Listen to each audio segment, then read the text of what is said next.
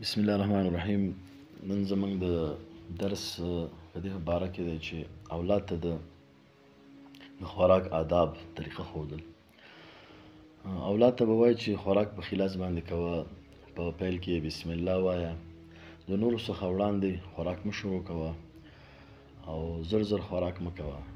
په ډوډۍ باندې ښه شخوند وهه، یوه لقمه چې دې وکړله هغه دې تېره کړه، بیا بله لقمه اخله. د اړتیا څخه زیاتې ګوتې په خوله کې مه ننباسه او په خپلو جامو باندې ترکاري مه چپه کوه. او همدارنګه په مجلس کې د ناستې ولاړې طریقه هم ښودل پکار دي چې د خلکو سره په ادب ستړي مه شي کوه.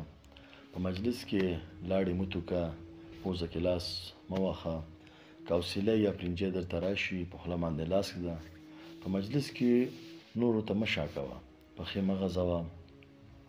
همدارنګه د ګوتو څخه ټکونه مه وباسه تر څو چې اړتیا نه وي، د چا درڅخه پوښتنه نه وي کړې خبره مه کوه.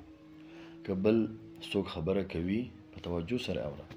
که چا د ګناه خبره کوله، غیبت یې کو، تهمت یې کو، شیطانۍ کول، د فساد خبره کوله، نو هغه منې که، او که منې کولی نه شي نو د هغه ځای نه پاڅېږه، لاړ شه د هغه ځای نه، تر څو چې بل کس خبره نه وي پوره کړي. د خبرو په منځ کې مداخلت مه کوه، پرېږده چې خپله خبره پوره کړي او پوره یې واوره.